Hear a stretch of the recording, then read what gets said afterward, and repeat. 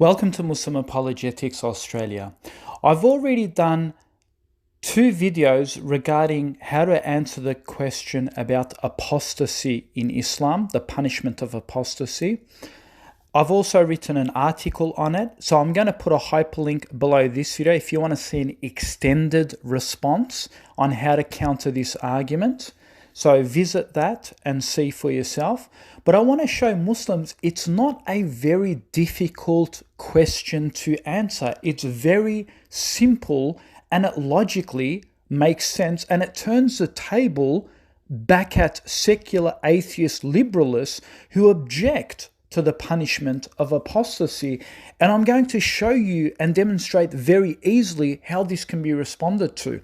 And we need Muslim apologists to start researching and reading answers to better counter this, instead of looking like a fool on stage, for example, or looking not so efficient on stage would be the correct answer. So let's listen quickly to Richard Dawkins. Put the veil on. I have come to this country without a veil on. So not so very wicked is the view. But what is the penalty for apostasy? What is the penalty for leaving the Muslim faith? To be honest, I cannot back that point up. Dr. Mukadam, what is the penalty for apostasy? Before we keep coming down this apostasy. Give us a quick answer on what is the penalty for apostasy. You very well know, if it's an Islamic country, then the Sharia is very clear. Apostasy is dealt with the death penalty. Thank you. That's all I want to hear. But what's the relevance between what happens in an Islamic country and Great Britain? I fail to see the connection. Okay. I see a voice. Okay, so you see that is the go-to card when an atheist loses a debate upon theology or about God and so forth. You know, it's the get out card. It's like, I have no argument left, so you now tell me how Islam is morally justifiable when it kills apostates. And then, you know, it's the same argument they'll make against the Prophet. When they constantly lose an argument against the character of the Prophet or about Islam, for example, they bring up, pedophilia, right? It's like their go-to card when they've got no other argument left, right? That is the last ammunition for them. So this is the same thing when it comes to atheists and secularists and liberalists and whatever. You know, they want to bring up apostasy. So this is very, very easily answered, especially if you're speaking to a secular liberalist. So they say, and this is according to them, right? They say that if any terrorist endangers the life of a non-Muslim, then he should be dealt with under security laws. Why? Because it threatens the West. It threatens their way of life.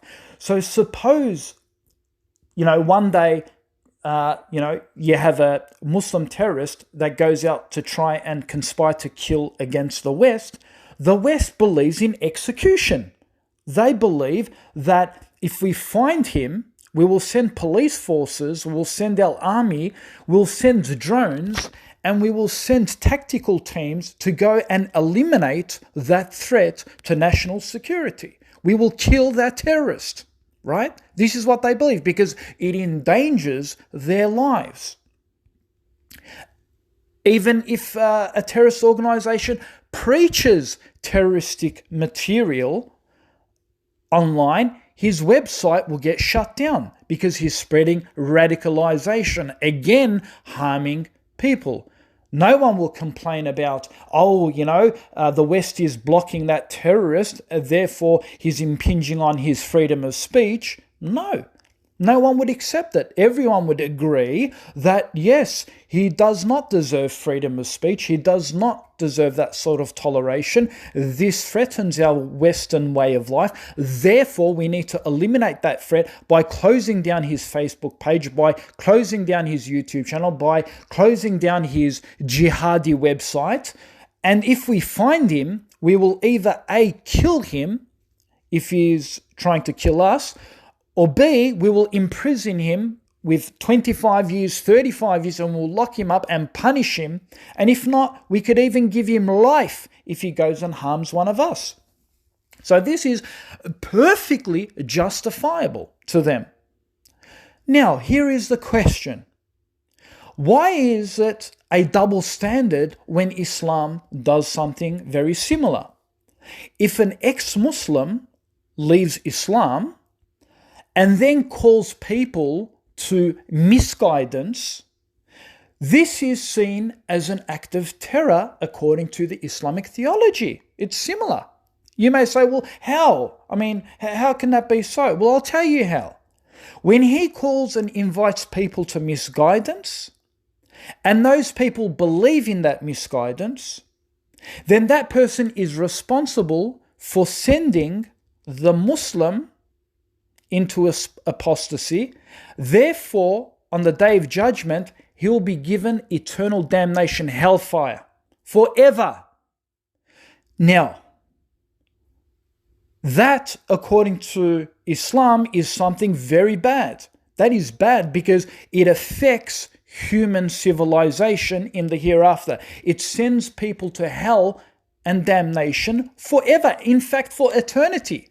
So, in fact, that is a greater form of terrorism than a Muslim, a deviant Muslim who goes out and puts on a suicide vest and blows himself in the marketplace, killing people. That is worse than that, because the ex-Muslim is being responsible for misguiding all these other Muslims into apostasy, and their punishment in the hereafter is for eternity.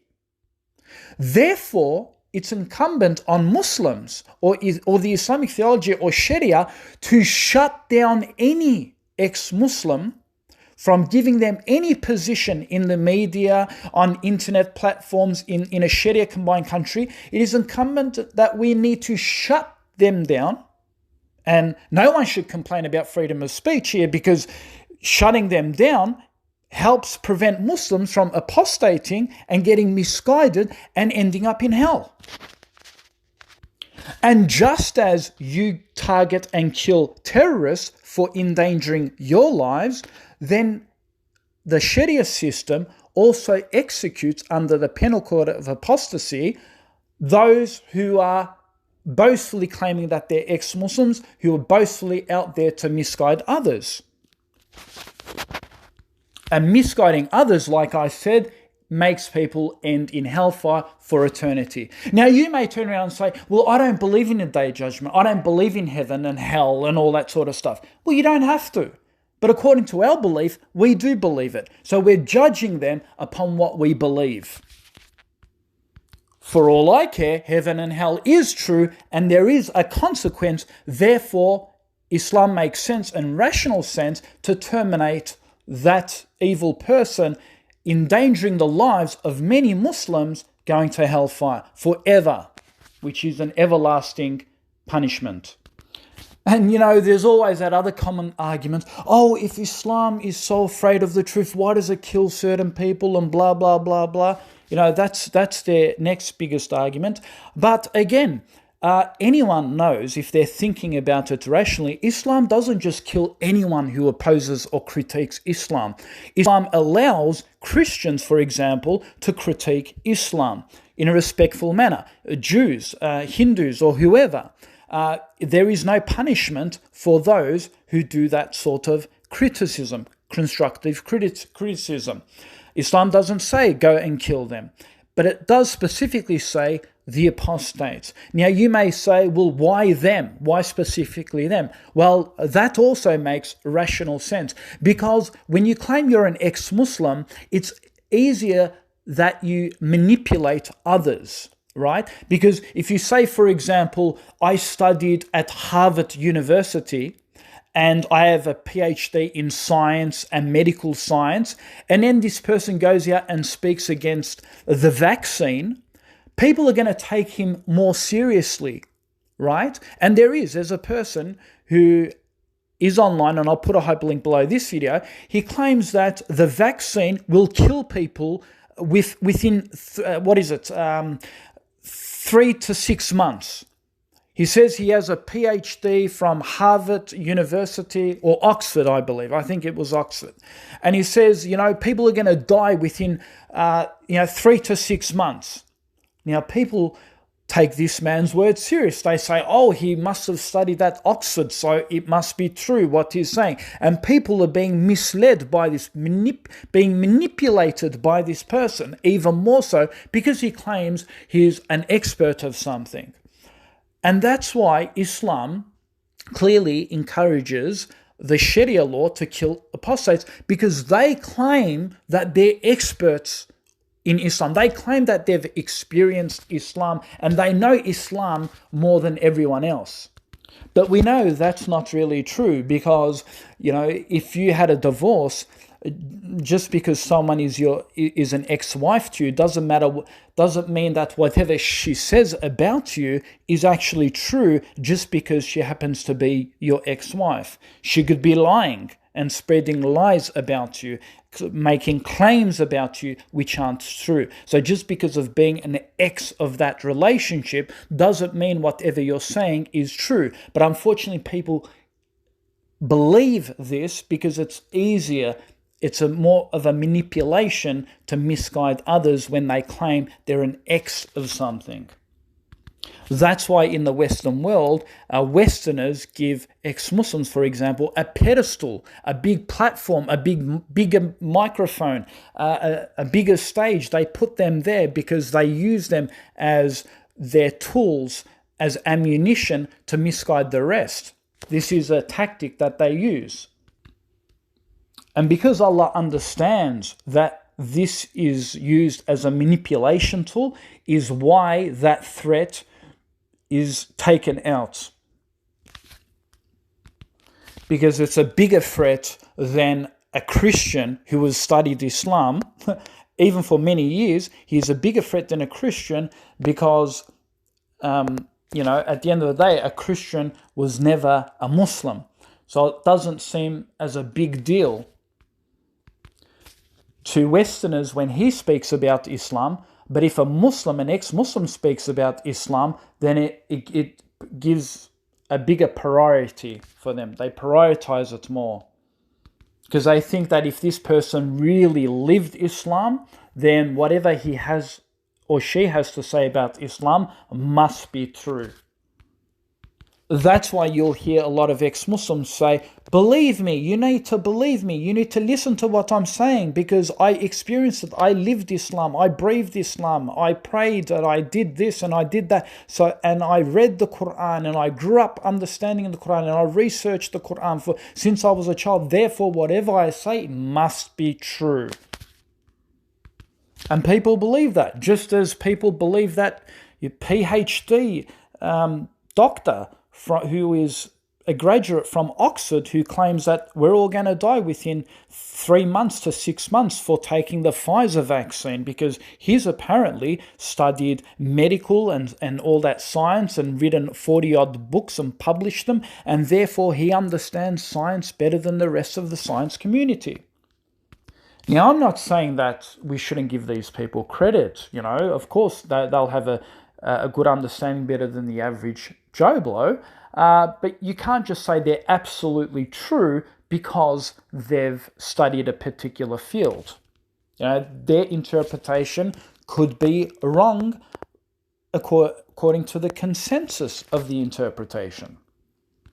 So just to end this up, Islam makes sense and it's a very easy way to respond to it. So share this video, subscribe to my channel, like the video and share it with the ex-Muslims. Share the video with those who, think that they have the best argument against Islam, because we could turn the tables right at them. Just as they execute, kill and hunt terrorists for affecting their civilization, then Sharia system, according to, and I'm not saying that every Muslim individual should go and kill an ex-Muslim. I'm not saying that. Islam does not allow that sort of behavior. In fact, that is terrorism. This sort of action of execution is done by an Islamic state, like a Sharia state, like Saudi Arabia, for example. It's a government. So they have judicial systems and so forth. So just as secularism and Western philosophy goes out and hunts terrorists for affecting their civilization, and their people and manipulate them, and they shut those organizations down, then Islam and Sharia law can shut down an organization of ex-Muslims who call to misguidance and can execute them just as Westerners execute terrorists. And in fact, Recep Tayyip Erdogan has made a beautiful comparison by claiming that these ex-Muslims or these atheist ex-Muslims are equivalent to terrorism, and it makes absolute sense.